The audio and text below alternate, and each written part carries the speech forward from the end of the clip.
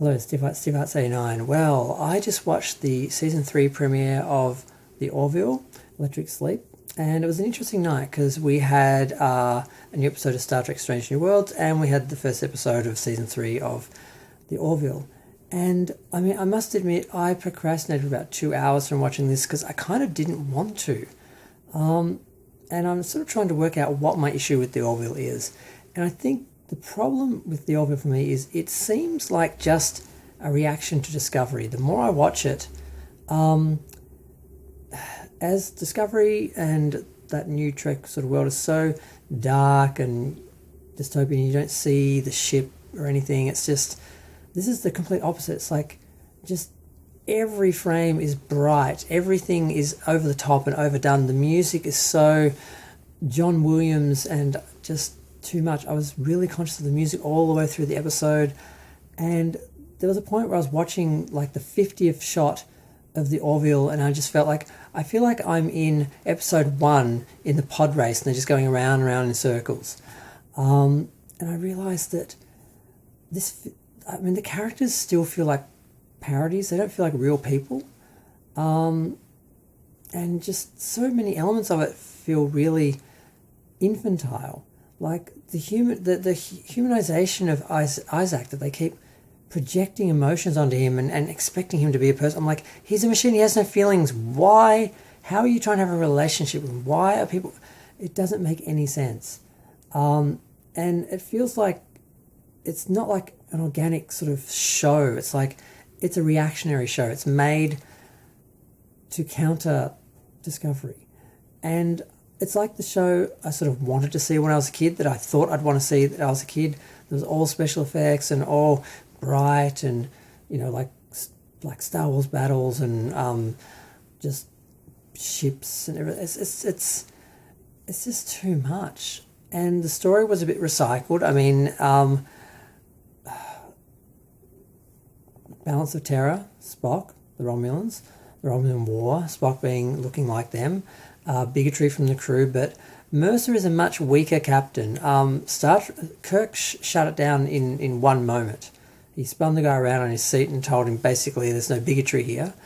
Mercer just tiptoes and dances around it for the whole episode. He eventually grows a spine at the end and orders one of the crew to do something that they don't want to do. But yeah, I just had some difficulty with this episode. Basically what happens in this episode is we have Isaac being reinstated, and of course everyone hates him or is afraid of him because of what his race did, and are still doing, because they're still at war with them. Now, frankly, I only watched the season 2 episodes once when they're on TV, and I haven't watched them since. It's been years, and I couldn't exactly remember all the specifics. I meant to re-watch season 2 before season 3 started, but I didn't realise it was out this week and it was just here and I didn't have the time to do it. But yeah, he gets harassed. People are like getting up when he sits down. They're leaving the room when he comes in. And one officer basically tells him, he should suffer, and she wishes he wasn't there, basically. And eventually someone writes murderer in his lab. And of course, everyone's upset about it, but there's a large percentage of the crew who aren't. And I just sort of thought, wow, so all these people are a bunch of bigots, basically, and hateful people who are not intelligent enough and rational enough to understand the situation and what Isaac is. And it was kind of frustrating. And it was almost as frustrating seeing the doctor character trying to have a relationship with him and, like I said, projecting her emotions and her humanity onto him. And they do that all through the episode. And eventually he shuts himself down because he's told by her son that he wishes he was dead and he wishes he wasn't there.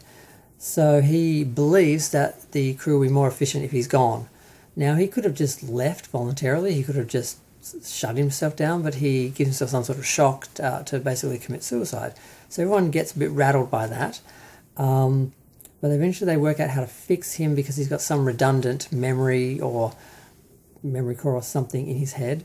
So they managed to work that out, but they need the help of the officer who basically told him that, he deserves to die and he should suffer. And it's almost like one of these episodes where you have to ask someone to do something that goes against their religion or something, where it's this person's belief or feelings and she doesn't want to do it. And it is very much like, I think there was an episode where Worf had to give blood to a Romulan because it was the only thing that would save his life. So we've already seen this episode in Star Trek, and that's what this feels like for me. It feels like an over-the-top, big, loud, bombastic retread of Next Generation. And like I said, I don't feel the characters real. It's just weird. But I mean, I didn't even enjoy looking at it because, like I said, there's so much. This is over the top. It's just constantly new shots of the ship, and I'm like, Strange New Worlds, you never see the ship. Basically, when you do, it's too dark to see anyway. And I was complaining about that the other week, but now I'm sitting here complaining because this show is all effect shots, and you're always just flying around the ship, and it's just, look at this, it's all amazing. We're in space. I'm like, yeah, I know. I don't know. Eventually, the officer actually saves him, and he comes back, and they keep projecting on him and treating him like it was a suicide. And there are some efficiency issues with what he did, but yeah, he didn't commit suicide. He had feelings to do that, and they do talk the whole episode about it, and how